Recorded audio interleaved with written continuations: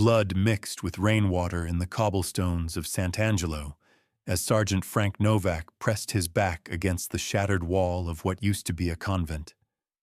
This moment would haunt him for the rest of his life, though that life would be much shorter than he imagined. The smell hit him first: smoke and stone dust, the metallic tang of artillery, and underneath it all, something sweeter and more terrible: decay. The February rain drummed against broken terracotta tiles, and his boots crunched over plaster and glass as he moved through the courtyard. His squad had swept the building 20 minutes ago, declared it clear, moved on. But Frank had heard something, a sound too small to be a threat, too human to ignore. He found her in what remained of the chapel. A girl, maybe 7 or 8 years old, sat absolutely still among the rubble beneath a half-collapsed fresco of the Madonna. Her dark hair was matted with dust. Her dress, once white, probably a communion gown, was torn and stained. She didn't cry, didn't move, just stared at him with eyes that had already seen too much. Frank lowered his rifle slowly, raising his empty hand. "Hey there," he said softly in his broken Italian. "Non ti farò del male. I won't hurt you." The girl's grip tightened on something in her lap. A wooden box, Frank realized. A rosary box, the kind nuns use to keep their prayer beads. "You hungry?" He reached into his pack, pulled out a chocolate bar, part of his rations he'd been saving. The girl's eyes tracked the movement, but she still didn't speak. Frank set the chocolate on a chunk of fallen masonry between them and stepped back. Waited. After a long moment, the girl reached out with one dirt-smudged hand and took it. She didn't eat it right away, just held it, like she was trying to remember what food was for. "Where's your family?" Frank asked gently, though he already knew the answer. The convent had taken a direct hit 3 days ago. Nobody survived that kind of blast. Nobody should have. The girl's lips moved, but no sound came out. Then, slowly, she opened the rosary box. Inside wasn't a rosary at all. It was a photograph and a set of dog tags. American dog tags. Frank's breath caught. He moved closer, knelt beside her. The photograph showed a young woman in a nurse's uniform standing next to a smiling Italian man in civilian clothes. The woman was blonde, unmistakably American. The man had the same dark eyes as the girl sitting in front of him. The dog tags read, "Margaret Hayes, U.S. Army Nurse Corps." "Madonna Santa," Frank whispered. This child was half American. Her mother had been one of theirs. The recognition changed everything. This wasn't just an enemy child. This was a soldier's daughter. An American soldier's daughter, left behind when the war shifted and the lines were redrawn. "What's your name?" Frank asked. The girl's voice was barely a whisper, rusty from disuse. "Lucia." "Before we go further, drop a comment below and tell me where you're watching from and what time it is where you are. And if you're finding this story as powerful as I am, hit that like button and subscribe. These forgotten stories deserve to be remembered. Frank made his decision in that heartbeat. He stood, slung his rifle over his shoulder, and held out his hand. "Come with me, Lucia. I'll keep you safe." She hesitated, those ancient eyes studying his face.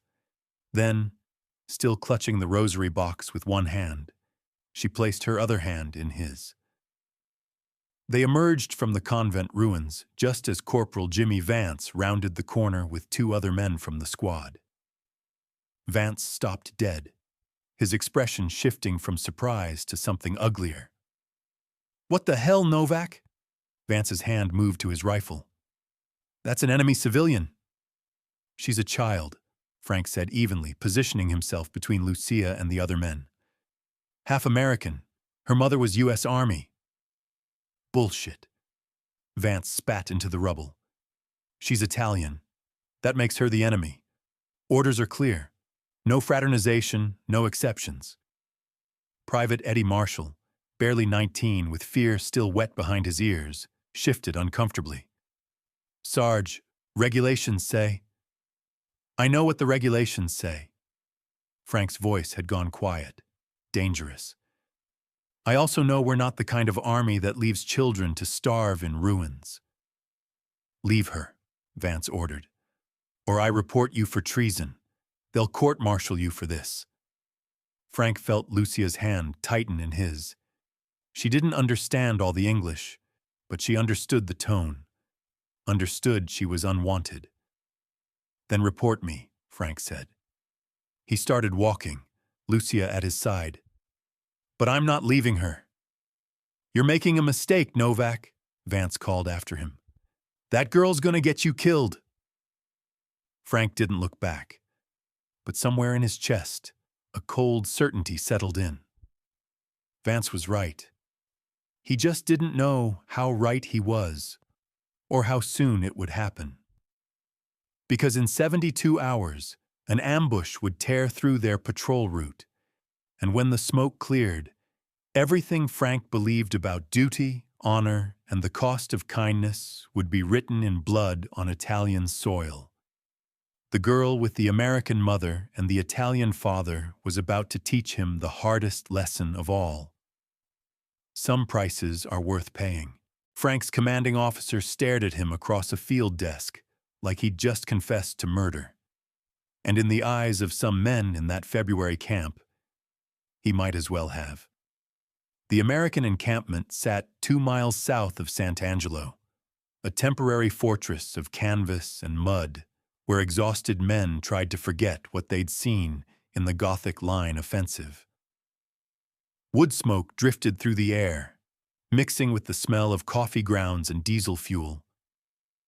Rain pattered against the tent roof as Captain Lawrence Morrison studied the small girl standing beside Frank, still clutching her rosary box like a shield. A half-American orphan, Morrison repeated slowly, rubbing his temples. Jesus, Novak, you know what kind of paperwork nightmare this creates? With respect, sir, I know what kind of nightmare it would have been to leave her. Frank kept his voice steady. Her mother was Nurse Corps, Margaret Hayes. I can verify through Red Cross records. Morrison's expression softened slightly. He was a decent man, Frank knew. A school teacher from Ohio before the war. The kind who still believed rules existed for moral reasons. How old are you, Sergeant? 34, sir. Wife? Children? Frank's jaw tightened. Had a daughter, Emma. She'd be 9 now if... He didn't finish. Didn't need to. Morrison nodded slowly, understanding passing between them. Scarlet fever. House fire. 1942. She was 5. My wife didn't make it out either. The tent fell silent except for the rain. Lucia, who couldn't follow the English but understood grief in any language, moved closer to Frank's side. Morrison sighed, pulled out a requisition form.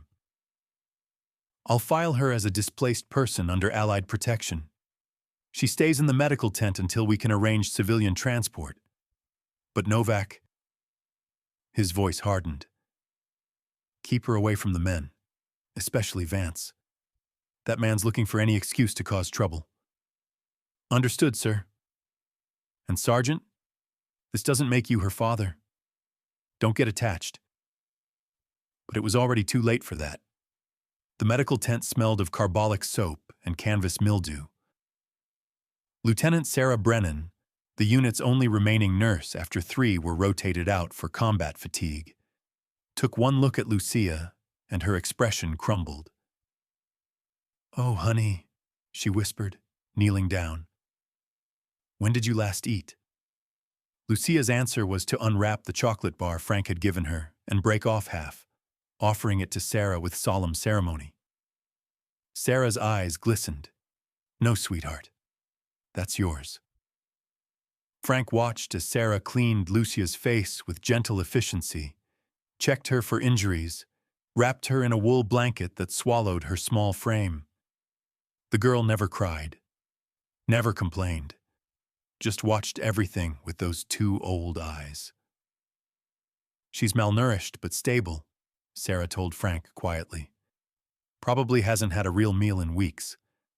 I'll get some soup in her, find her clean clothes. She paused. Frank, what's the plan here? Get her to a Red Cross station. Find family if there's any left. And if there's not? Frank had no answer for that. That night, he sat with Lucia in the medical tent while Sarah made rounds. The girl had eaten half a bowl of chicken soup and was now wrapped in the blanket, still clutching her rosary box. Frank pulled out his harmonica, a battered thing he'd carried through North Africa and Sicily, and played softly. Shenandoah, his daughter's favorite. Lucia's eyes drifted closed, her breathing steadied. For the first time since he'd found her, she looked like a child instead of a ghost. My Emma used to fall asleep to this song, Frank murmured, more to himself than to her. Said it sounded like rivers and mountains and home all at once. Lucia's eyes opened slightly. Emma? She repeated carefully, testing the English name. Yeah, Emma. Frank's throat tightened. She had dark hair like you. Loved chocolate. Used to hide under my coat when thunder scared her. Mama, Lucia whispered, touching the photograph in her box. Papa. They sat in shared silence. Two people who'd lost everything, finding temporary shelter in each other's grief. Kindness in wartime is its own form of courage. But outside the medical tent, trouble was brewing. Frank didn't hear the conversation happening near the mess area, where Corporal Vance huddled with 3 other men, their voices low and venomous. Novak's gone soft, Vance muttered, bringing enemy civilians into camp, playing daddy to some Italian brat while our guys are dying out there. Private Marshall, the young one, shifted uncomfortably. Her mom was American, Vance.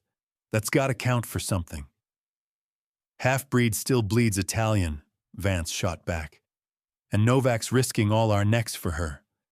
What happens when we're on patrol and he's distracted, thinking about his little pet project instead of watching our 6? What are you saying? One of the others asked. Vance's smile was cold. I'm saying accidents happen in war. People get separated during firefights. Radio coordinates get confused. He let that hang in the air. Would be a shame if something happened to the sergeant.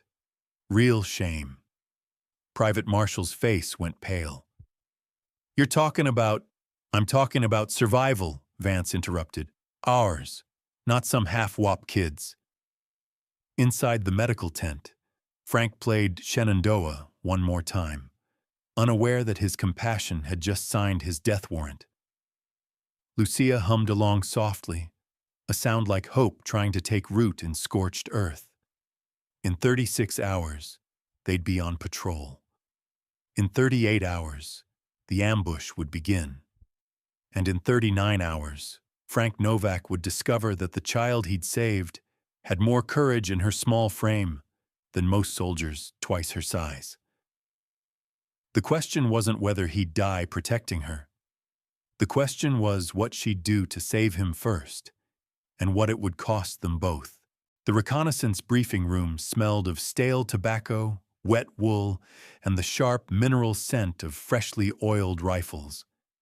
If Frank had known what Lucia was about to reveal, he might have refused the patrol assignment altogether. Captain Morrison spread a topographical map across the scarred wooden table, his finger tracing a route through the foothills northwest of their position. 8 men stood around him in the lamplight: Frank, Vance, Marshall, and 5 others. The rain had stopped, but the cold remained, seeping through the tent walls like a living thing. Intel suggests German stragglers retreating toward the Gothic line, Morrison said. Your patrol sweeps grid 7-7, checks for enemy movement, reports back by 1600 hours. Standard recon. Questions? Vance caught Frank's eye across the table, his expression unreadable. What about civilians, sir? Rules of engagement? Avoid contact when possible. Verify identity before engaging. Morrison's gaze settled on Frank. And no, Corporal, that doesn't mean bringing back any more refugees. Nervous laughter rippled through the group. Frank said nothing. They were dismissed at 0800. Frank had 4 hours before departure. Time he planned to spend making sure Lucia understood she'd be safe with Lieutenant Brennan while he was gone. He found her in the medical tent, sitting cross-legged on a cot, studying her rosary box with fierce concentration. Sarah Brennan sat nearby, mending a shirt. She won't let that box out of her sight, Sarah told him quietly. I tried to put it somewhere safe while she slept. She woke up screaming. Frank knelt beside Lucia's cot. Hey there, I need to go on patrol today. You'll stay with Lieutenant Brennan, okay? She'll keep you safe. Lucia's grip on the box tightened. You come back? I'll come back, Frank promised, though the words felt heavier than they should. The girl studied his face with that unnerving intensity children develop when they've learned the world breaks its promises. Then she opened the rosary box and carefully removed the photograph, the one of her mother and father. Frank, she said carefully, testing his name. She pointed to her mother's face. Margherita. Lucia struggled for English words, switched to Italian. Lei ha salvato molti soldati. She saved many soldiers. Hospital. Napoli. Sarah leaned forward, interested. Naples? The 45th AVAC hospital?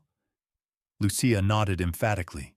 She touched her mother's nurse uniform in the photograph, then made a gesture like wrapping a bandage. She fix. Make better. Then her small finger moved to her father in the photo. Papa, he translator. Help Americans. Help Italians. Her voice dropped. Germans find out. They... She made a throat-cutting gesture that no child should know how to make. Frank's chest tightened. Your father was killed for helping Americans? Sigh. Germans come to house. Mama hide me. Tell me run to sisters at convent. Tears finally broke through Lucia's composure. Mama stay with Papa. I hear shots. I run. Sisters hide me in chapel.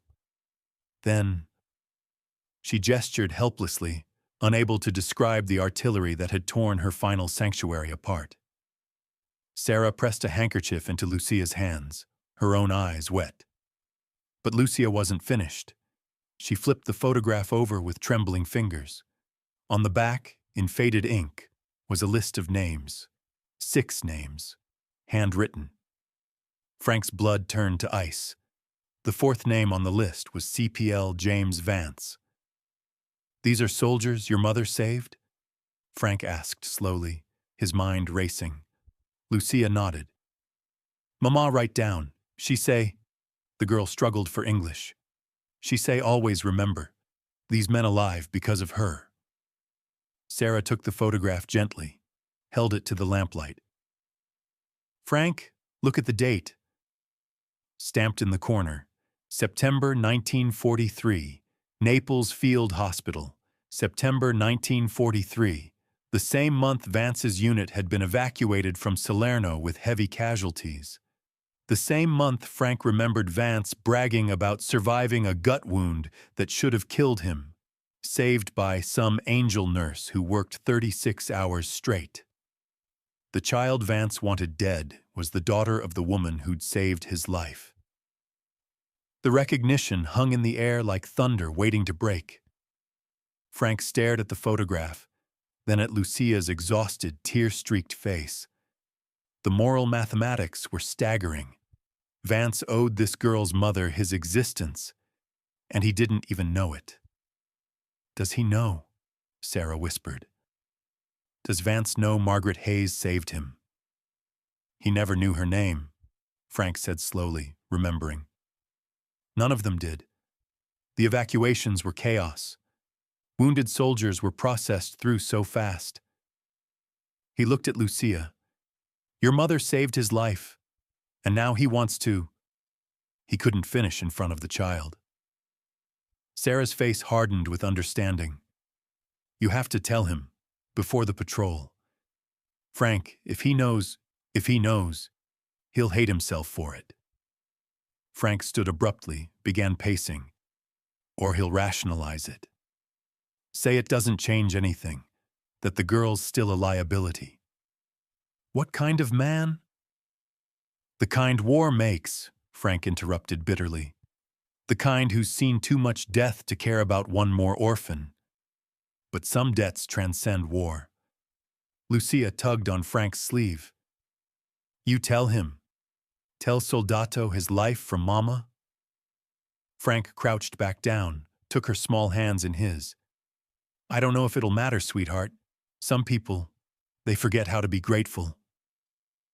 "Mama say," Lucia's voice was fierce despite the tears. "Mama say when you save life, you responsible for it forever. That's what she tell Papa. That's why Papa help Americans even when dangerous." The weight of that philosophy settled on Frank's shoulders. Margaret Hayes had saved Vance's life, which made her responsible for him. And now her daughter, the living continuation of Margaret's compassion, needed the man she'd saved to return that debt. But would he? Could he? Frank tucked the photograph carefully back into Lucia's rosary box. "I'll talk to him. I can't promise it'll change anything, but I'll try." The patrol left in 3 hours.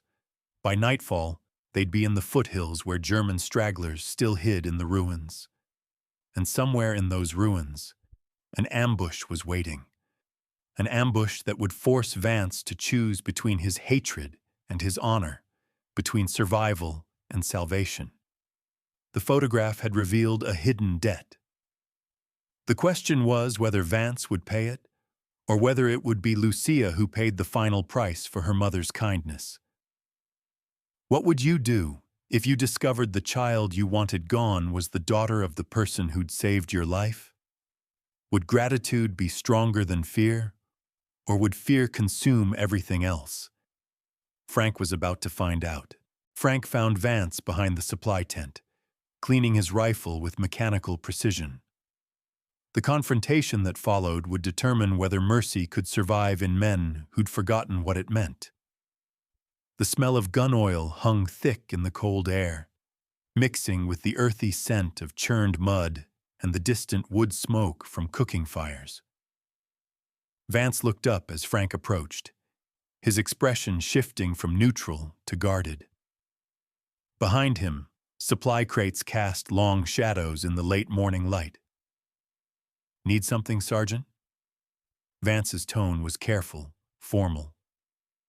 Frank pulled the photograph from his jacket pocket and held it out. "Margaret Hayes, September 1943, Naples Field Hospital. Ring any bells?" Vance took the photograph, his face unchanging. Then something flickered in his eyes. Recognition, maybe, or the ghost of memory trying to surface. "There was a nurse," he said slowly. "Blonde. Never got her name. I was gut shot at Salerno, bleeding out. They said I had maybe an hour." His finger traced the image of Margaret Hayes. "She worked on me for 6 hours straight. Wouldn't let me die. Kept talking to me, telling me about her husband, how she'd promised him she'd bring every soldier home if she could." "Her husband was Italian," Frank said quietly. "A translator who helped our guys. Germans executed him for collaboration. That little girl in the medical tent? That's their daughter, Lucia." The photograph trembled slightly in Vance's hand. That nurse saved your life, Jimmy, Frank pressed. And now you want to… What? Report me for treason because I won't let her daughter starve? Turn your back on the child of the woman who gave you every breath you've taken for the past year and a half? Vance was quiet for a long moment. When he finally spoke, his voice was rough. You think I don't know what kind of man I've become? You think I don't see it? He thrust the photograph back at Frank. That nurse, Margaret, she was a saint. And saints don't make it in this war, Novak. They die. They get used up. Her husband died helping us. And where did it get them? Dead. Both dead. And now their kid's an orphan in a war zone. So we abandon her? That's your answer? My answer is we survive. Vance's control cracked. You want to know what keeps me alive, Frank? Not compassion, not mercy. Staying hard, staying focused. Not letting myself care about anything except making it home. He pointed toward the medical tent. That girl. She's a weakness. She makes you soft, and soft men die in war. And hard men? Frank asked quietly. What do they become? Vance had no answer for that. The cost of surviving war is sometimes your humanity. Frank stepped closer, his voice dropping. Margaret Hayes didn't save your life so you could become this. She saved you because she believed every life was worth fighting for. Even yours. Even when it would have been easier to let you go. Don't. Vance's voice was sharp, warning. Don't put that weight on me. It's already on you. It's been on you since September 1943. You just didn't know it until now. Vance turned away, gripped the edge of a supply crate until his knuckles went white. What do you want from me, Frank? I want you to remember who you were before the war made you forget. I want you to look at that little girl and see what your life cost, and honor it. By doing what? Playing father to every orphan we find? By not actively trying to get me killed for helping one. The accusation hung between them. Vance's jaw worked, but he didn't deny it. That patrol today, Frank continued. I need to know my squad's got my back. All of them. Can I count on that, Corporal? Vance finally met his eyes. Whatever Frank saw there wasn't reassurance. It was conflict, a man at war with himself. I'll do my job, Vance said finally. That's all I can promise. It wasn't enough, but it was all Frank was going to get. He spent his last hour before patrol in the medical tent with Lucia. Sarah Brennan had found the girl a clean dress, too big, but better than the torn communion gown.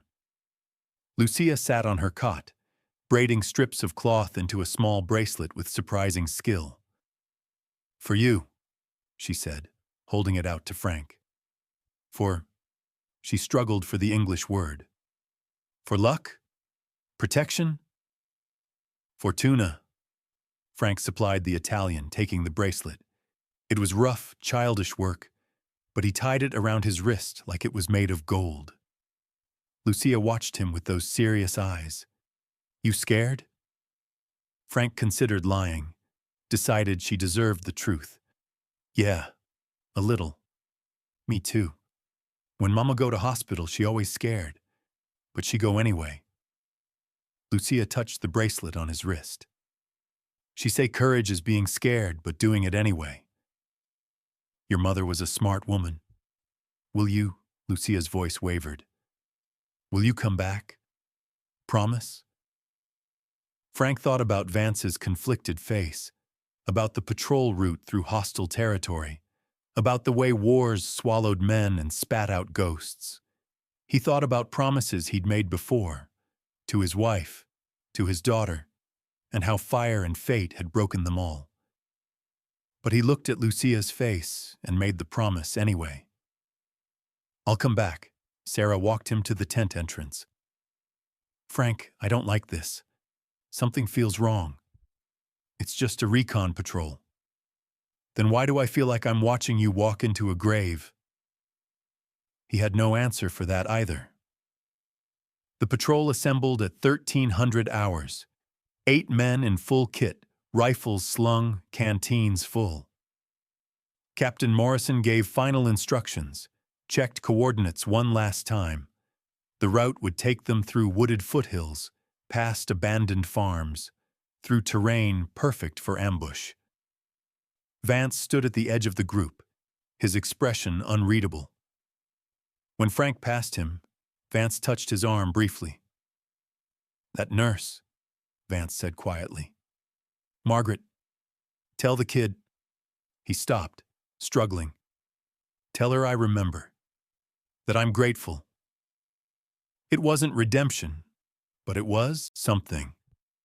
The patrol moved out at 13:15, disappearing into the tree line northwest of camp. Behind them, Lucia stood outside the medical tent with Sarah, watching until they were gone. She clutched her rosary box and whispered a prayer in Italian. Not for herself, for Frank, for the man who'd pulled her from the ruins and given her something she thought the war had stolen forever.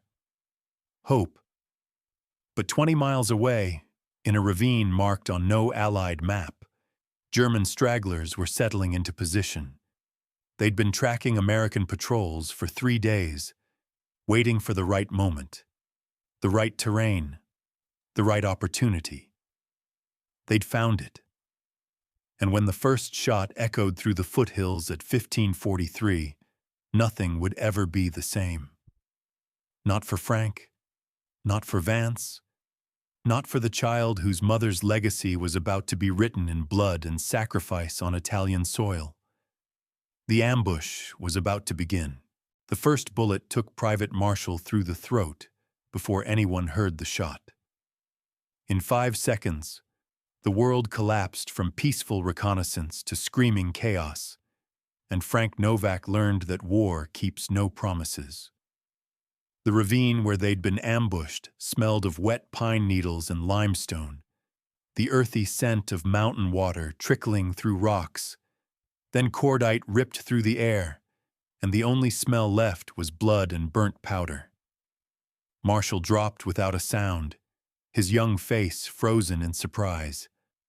The rest of the patrol scattered, diving behind boulders and fallen logs as machine gun fire tore through the space where they'd been standing.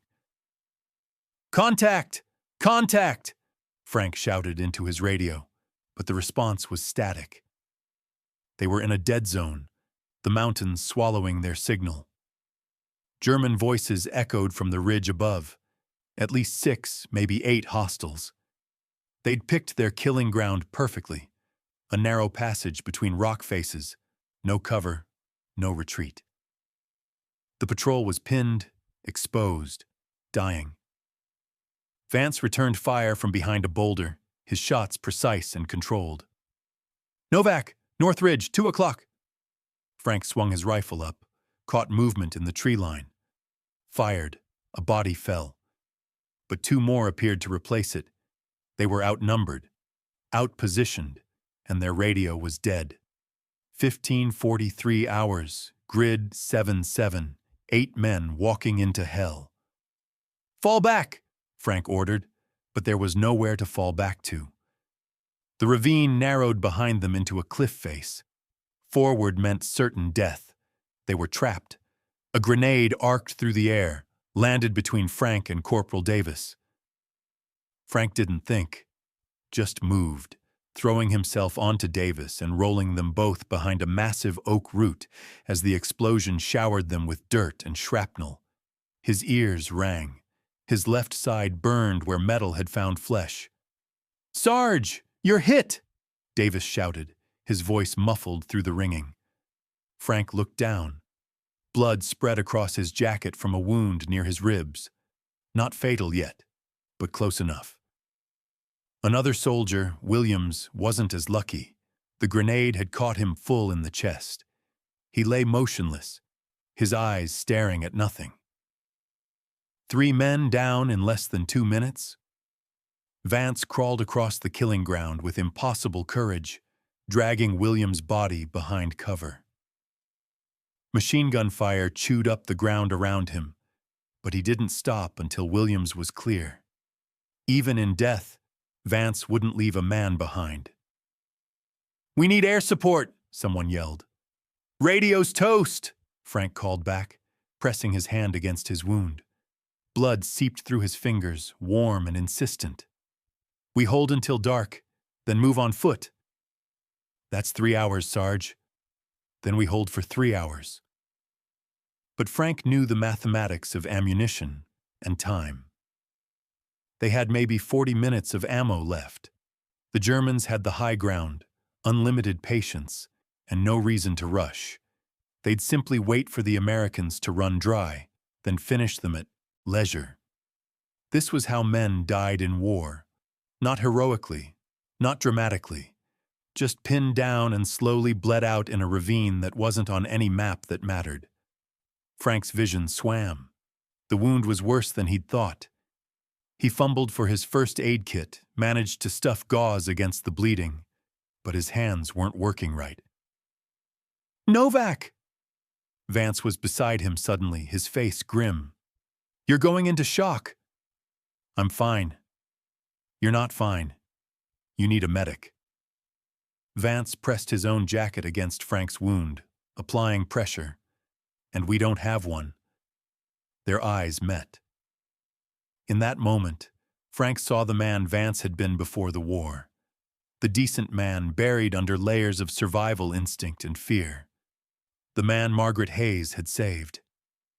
"The girl," Frank managed through gritted teeth. "If I don't make it, you're making it. If I don't, Jimmy, promise me. Promise you'll get Lucia somewhere safe. Promise you'll—" Frank coughed, tasted copper. "Promise you'll remember what her mother did for you." Vance's jaw worked. His hands kept pressure on the wound, but his eyes were tortured. "I promise," he said finally. "But you're not dying here, Frank. Not today." Some promises are made to be kept. The firefight continued. Minutes stretched into eternities.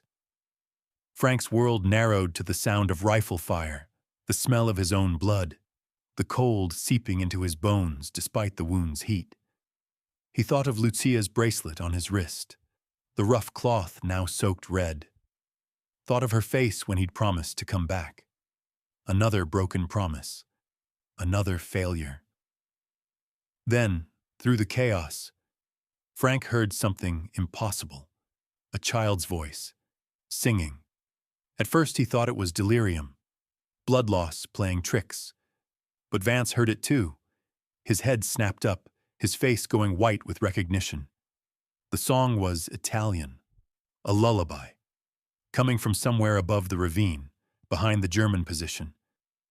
And Frank knew with terrible certainty, that Lucia had followed them. "No," he whispered. "No, no, no." Vance was already moving, his expression transformed from resignation to desperate purpose.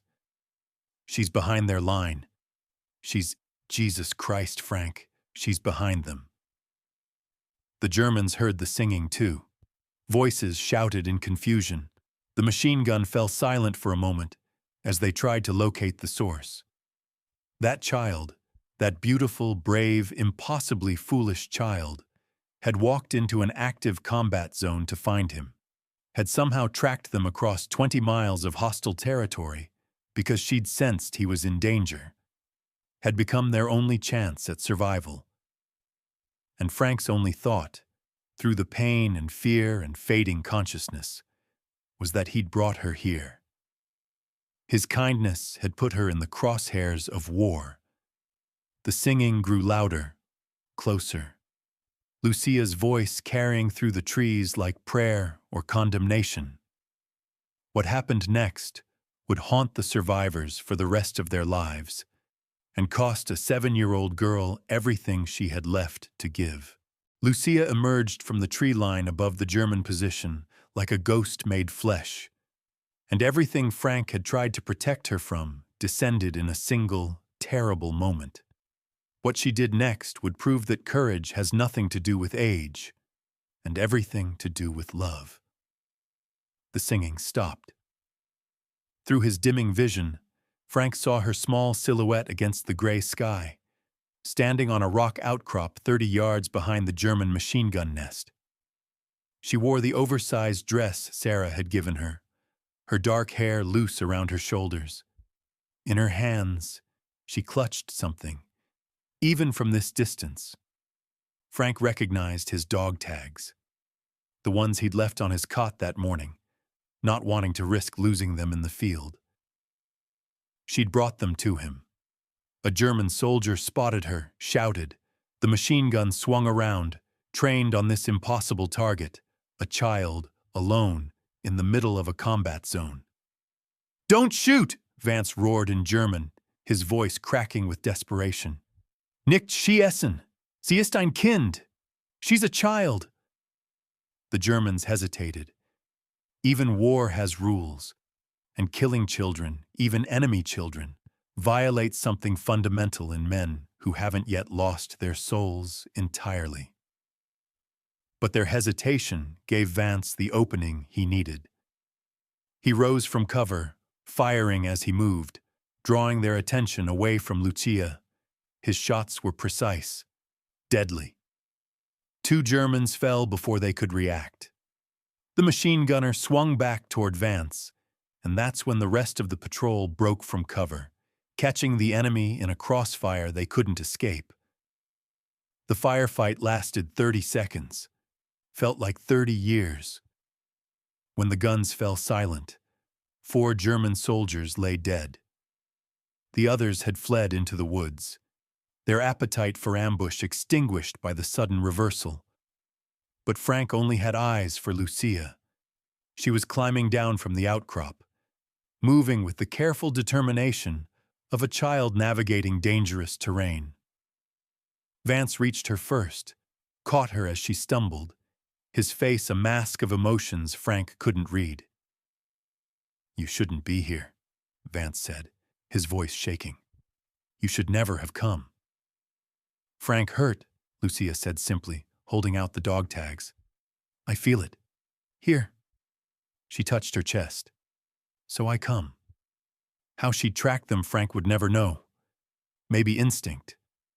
Maybe the same inexplicable bond that connects people who've saved each other. Maybe Margaret Hayes' spirit guiding her daughter one last time. Vance carried her down to where Frank lay against the boulder, his consciousness flickering like a candle in wind. Davis was trying to stop the bleeding, but they all knew Frank needed a hospital, needed it hours ago. "Hey, sweetheart," Frank managed, his voice weak. "You shouldn't be here. You promise come back." Lucia knelt beside him, pressed his dog tags into his bloody hand. "But I know you can't, so I come to you instead." Love doesn't wait for safety to show itself. She reached into her dress pocket and pulled out her rosary box. From inside, she removed a small glass vial Frank hadn't seen before. Medicine, he realized. Morphine, the kind nurses carried. "Mama's," Lucia explained. "She keep for emergency, for soldiers who hurt bad." With steady hands that belied her age, she uncapped the vial. "Lieutenant Sarah, show me. Show me how to help." "Lucia, no." Frank tried to protest, but she was already administering the injection with surprising competence. Sarah must have taught her basic field medicine, maybe as a way to keep her occupied, to make her feel useful. Now that knowledge might save his life. The morphine hit his system, dulling the screaming pain. Frank's vision cleared slightly. He could see Lucia's face properly now, see the tears she was finally allowing herself to cry. "See?" she whispered. "Mama's still saving soldiers. Through me." Vance was standing guard, his rifle trained on the tree line, but Frank could see his shoulders shaking. The man was crying silently, torn apart by the realization of what this child represented. Not weakness, not liability, redemption. The sound that came next was wrong, out of place. A mechanical whine Frank's combat-trained ears recognized instantly. Aircraft, coming fast, but not allied. "Down!" Vance shouted. "Luftwaffe!" The German fighter, a straggler from a retreating squadron, screamed over the ravine at treetop level, its guns already firing. It wasn't targeting them specifically, just strafing anything that moved in what it thought was a German-controlled area. But its bullets didn't care about intentions. Frank saw it happening in slow motion, the tracer fire walking across the ground toward Lucia, who'd frozen in terror instead of running. He tried to move, tried to throw himself over her, but his body wouldn't respond. The morphine, the blood loss. He was paralyzed.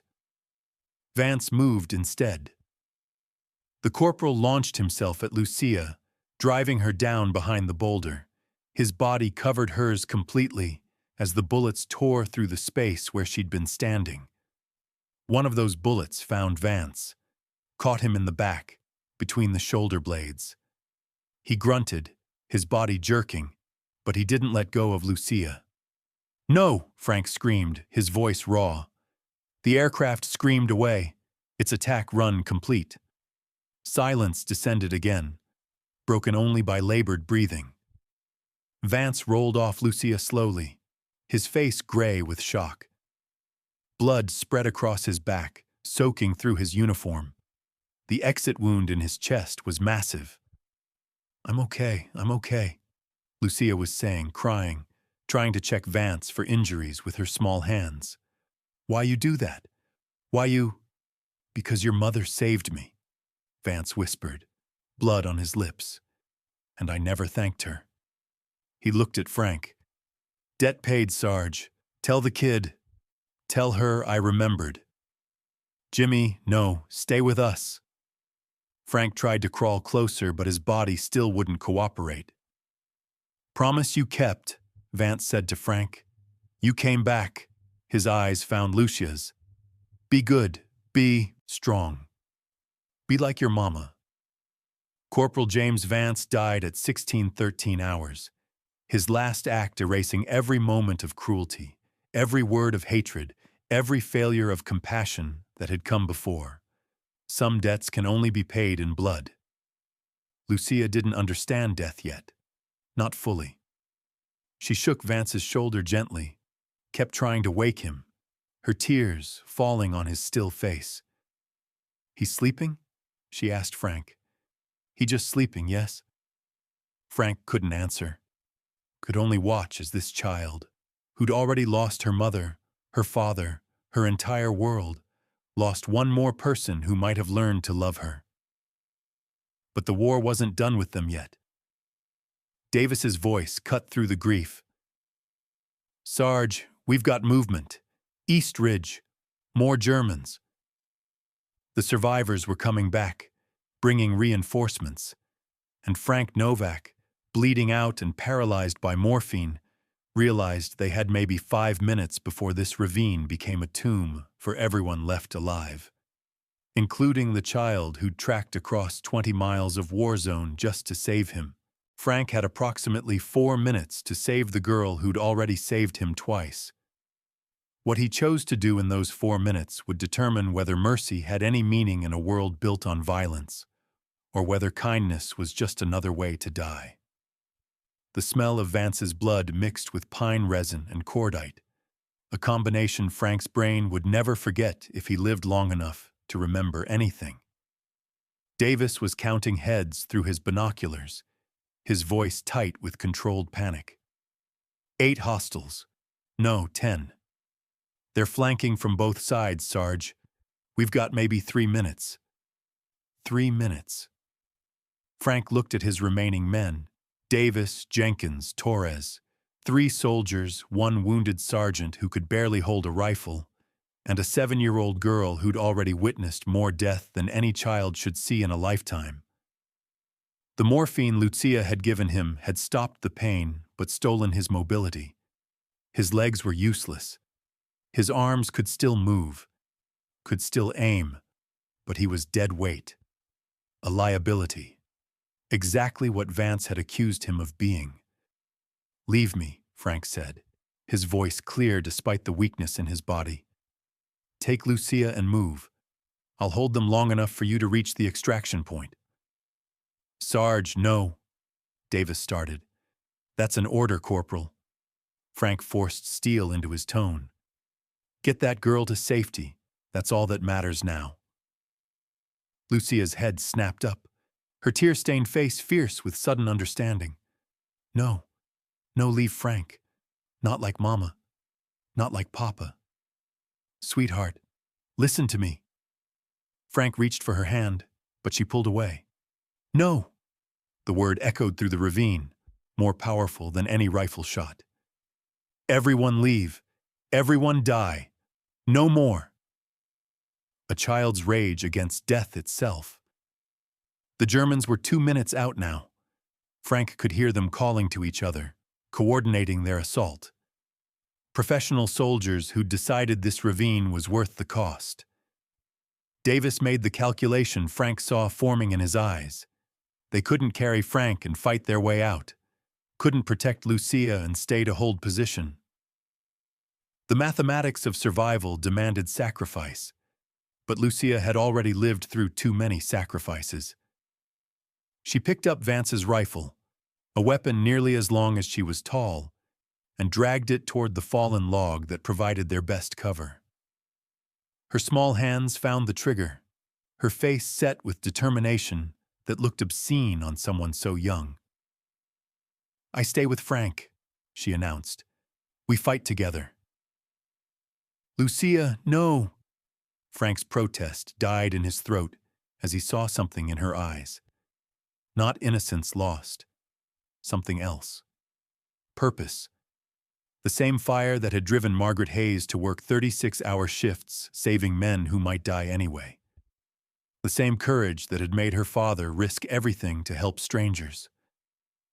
Legacy doesn't die with blood. It lives in the choices we make. "Fine," Frank said quietly. "Then we do this smart." He looked at Davis. "You three create a diversion. Draw them east. Make noise. Make them think we're all running. Lucia and I will hold the position for 60 seconds, then follow. Can you do that?" Davis hesitated, then nodded. 60 seconds, Sarge. Not a second more." 60 seconds, Frank agreed. They both knew he was lying. Torres pressed extra magazines into Frank's hands. Jenkins squeezed his shoulder, his eyes saying everything his mouth couldn't. Then the 3 soldiers disappeared into the woods, their boots crunching deliberately loud on dead leaves, voices shouting to draw attention. The Germans took the bait. Frank heard them redirecting, pursuing the obvious targets, but 2 stayed behind. Careful men who knew about diversions and traps. Lucia crouched beside Frank behind the log, the rifle across her lap. She'd taken his dog tags from where they'd fallen and hung them around her own neck. They dangled heavy against her small chest. "If something happens," Frank said quietly, "you run. Don't think. Don't look back. Just run toward our camp. Understand?" "I understand." She touched the dog tags. "But I stay, like you stay for me." The 2 German soldiers appeared through the trees, rifles raised, moving with tactical precision. They'd spotted Frank and Lucia immediately. A wounded American and a child were hardly threats worth caution. That mistake cost them. Frank fired first, his shots true despite the morphine fog. One soldier dropped. The other dove for cover, returning fire. Bullets chewed up the log inches from where Lucia crouched. She didn't scream, didn't panic, just pressed herself smaller, her hands gripping the rifle like it might protect her through faith alone. The German was shouting into his radio now. calling for backup. The diversion had worked, but not well enough. In seconds, the others would realize they'd been tricked. Frank's ammunition counter clicked to empty. He had 1 magazine left, maybe 20 rounds between him and whatever came next. "Lucia," he said, "time to run." She shook her head. "Together." "There is no together, sweetheart. I can't walk." "But you can. You have to." The sound of engines cut through the air, different from the Luftwaffe fighter. Heavier, American. Through the trees, Frank saw them. 2 army trucks racing up the fire road that bordered the ravine. Reinforcements.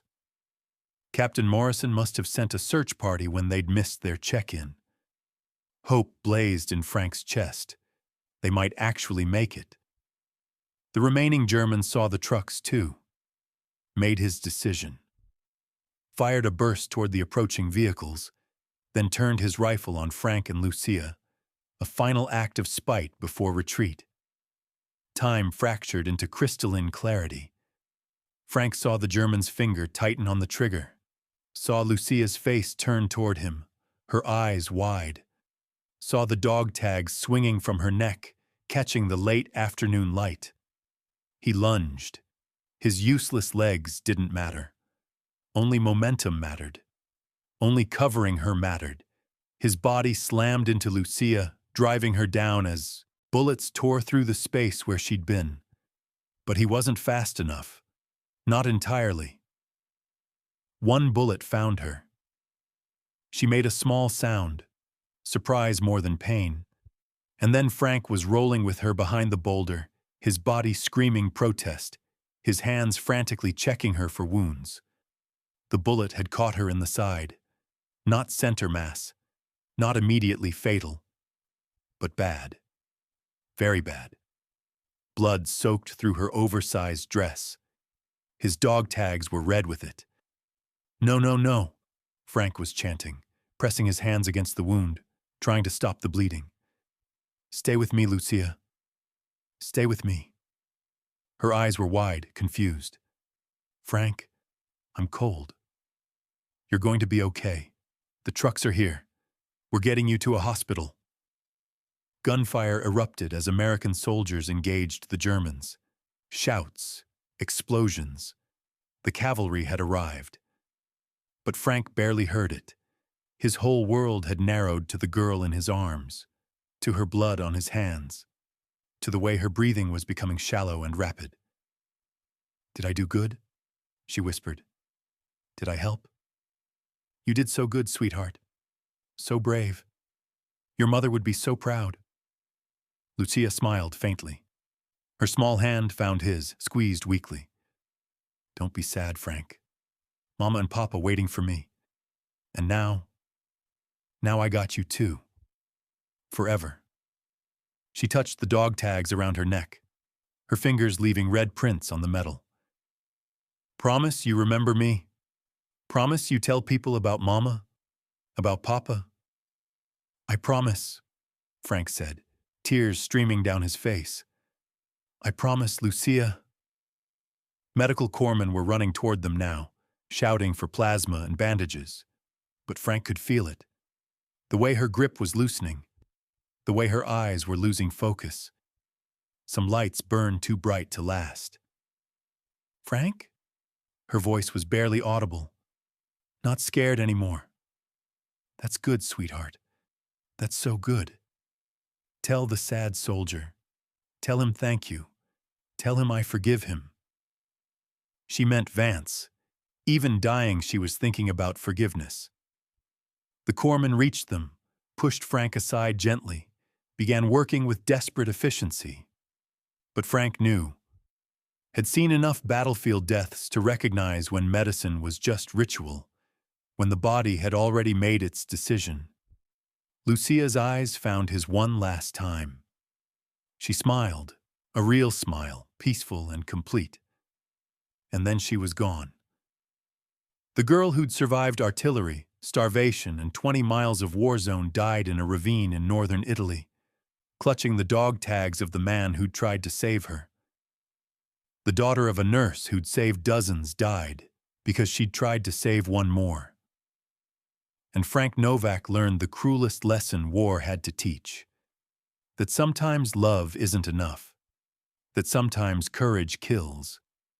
That sometimes the price of kindness is measured in graves too small to comprehend.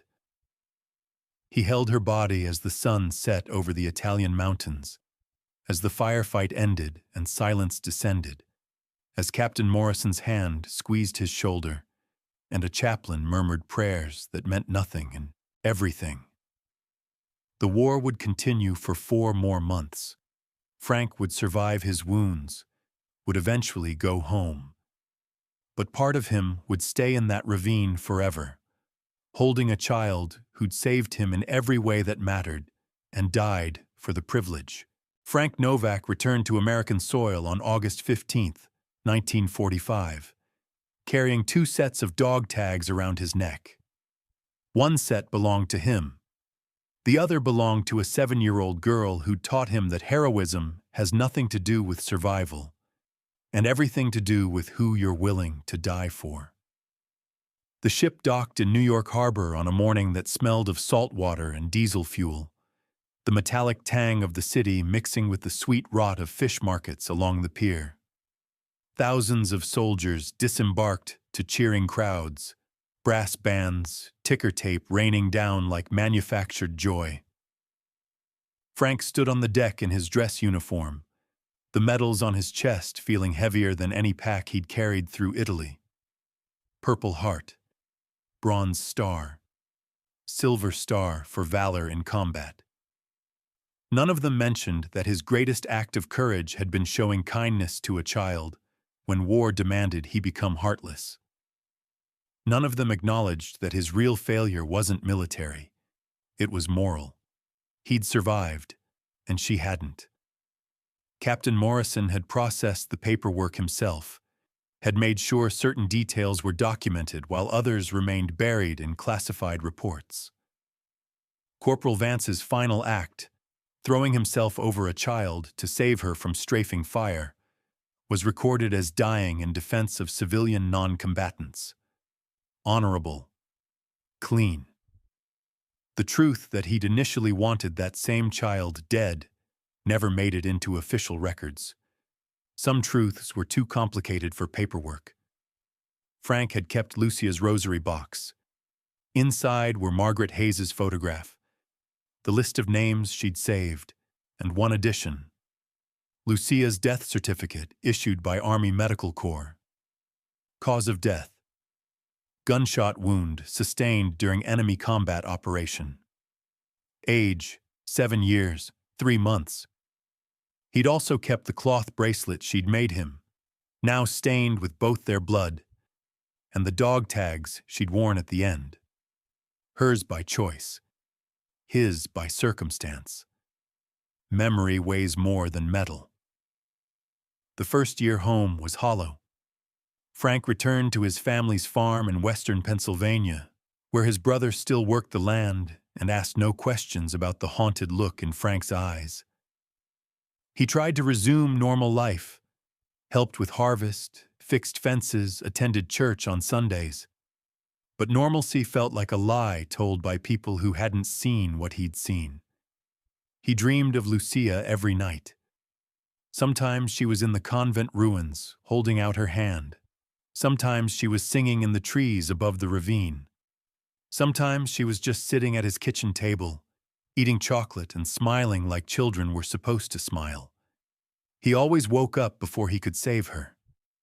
It was his brother's wife, Margaret, named after a different Margaret, but the coincidence felt like providence, who finally pulled him from the spiral 6 months after his return.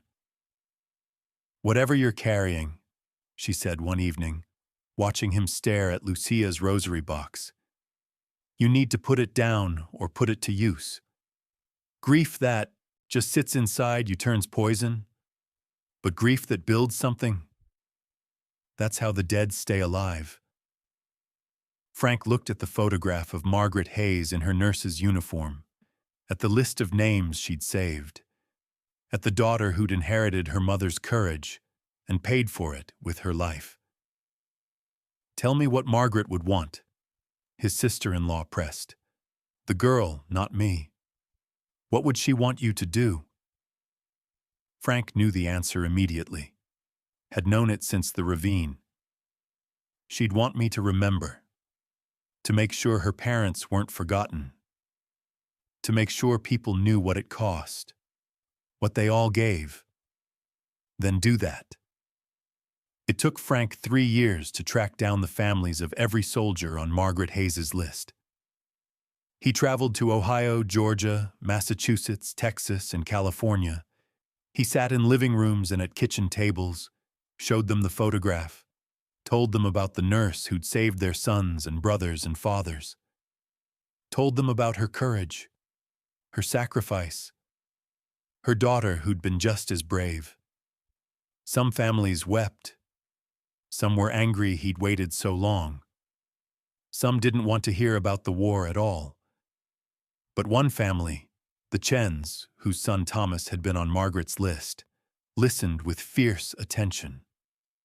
Thomas Chen's sister, a college student studying journalism, asked if she could write about it. "The world should know," she said, "about all of them." The article appeared in 1949 in the Philadelphia Inquirer.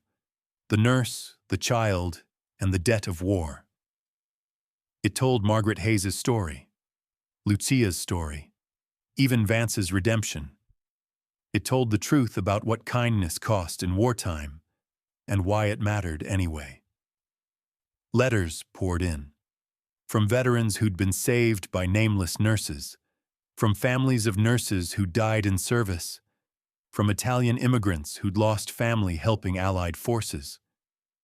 The story resonated in ways Frank hadn't anticipated, touching a nerve in a nation trying to make sense of what they'd survived and what they'd lost. One letter came from Sarah Brennan, the lieutenant who'd cared for Lucia in those final days. She'd left the Army, was now working as a school nurse in Boston. She wrote, "I think about her every day, about how she braided that bracelet for you, about how she learned to give morphine injections because she wanted to help, about how she never stopped believing people were worth saving, even when everyone around her had been taken. I tell my students about her, not the sad parts, but the brave parts. I want them to know that courage looks like a little girl who walked 20 miles through a war zone because she'd made a promise. Thank you for making sure she's remembered." Frank kept that letter with Lucia's rosary box. Kept all the letters, actually. They filled a drawer, then a box, then a trunk. By 1952, Frank had saved enough money to do something he'd been planning since the war ended. He traveled to Italy, his first time back since the guns fell silent. The country was rebuilding, scars still visible, but healing slowly. He found the convent outside Sant'Angelo, or what remained of it. The chapel where he'd found Lucia had been partially restored. The fresco of the Madonna was still there, damaged but recognizable. Frank stood in that space, remembered her sitting in the rubble, remembered her handing him the rosary box. He buried her dog tags there, the ones she'd worn when she died. Buried them at the base of the Madonna fresco with a small plaque he'd had made. Lucia Hayes, daughter of Margaret and Antonio, age 7. She saved more than she knew. Non dimenticata, not forgotten. The surviving nuns wept when he told them her story. They promised to tend the spot, to make sure fresh flowers always marked where her memory rested. "She's still saving people," one elderly nun told him in Italian.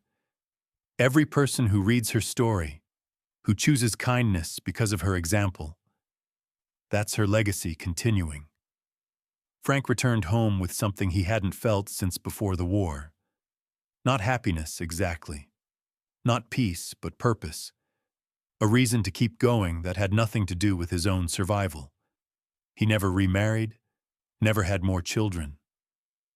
The farm kept him occupied, and the letters kept coming, from veterans, from families, from people who'd read the story and wanted to share their own. He answered every one, turned his farmhouse kitchen into an informal archive of wartime kindness and sacrifice.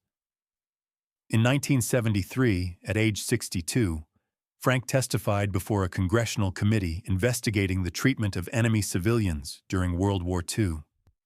He brought Lucia's rosary box, told her story, showed Margaret Hayes's photograph, and the list of names she'd saved. War makes us think we have to choose between survival and humanity, he told the committee. But the truth is, we only survive as humans when we refuse to make that choice. A 7-year-old girl understood that better than most soldiers. She understood that saving someone, anyone, was always worth the risk. The hearing made national news. Lucia's story was told again, this time to a new generation that hadn't lived through the war, but needed to understand its lessons. Frank received one more letter that year that made him weep openly at his kitchen table. It was from a woman in Naples who'd been researching her family history. She'd found records of an Antonio Rossi, translator, executed by German forces in 1943. His widow, Margaret Hayes Rossi, had died in Allied service. They'd had one daughter. The letter continued, I believe Antonio was my mother's cousin. I have photographs of the family, including one of a little girl who matches the description in your testimony. I'm enclosing it in case it brings you comfort to see her happy before the war took everything. The photograph showed a laughing child of maybe 4 or 5, perched on her father's shoulders, her mother standing beside them. All 3 were smiling in a garden somewhere, caught in a moment of pure, uncomplicated joy. Frank had that photograph framed, hung it next to his fireplace where he could see it every day. That was the Lucia he chose to remember, not the dying child in the ravine, but the living girl in the garden, before war taught her to be brave. Joy remembered is grief transformed. Frank Novak died in his sleep in January 1987 at age 76. They found him in his favorite chair, Lucia's rosary box open on his lap, her mother's photograph in his hands. The cloth bracelet was still around his wrist, 42 years after she'd tied it there. His obituary mentioned his military service, his farming, his advocacy for war orphans. But the line that mattered most came at the end.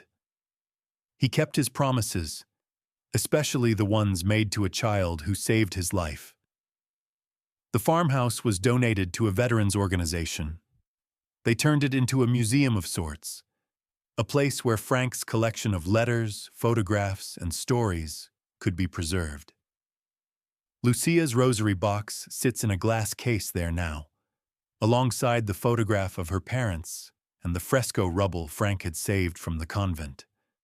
Thousands visit every year.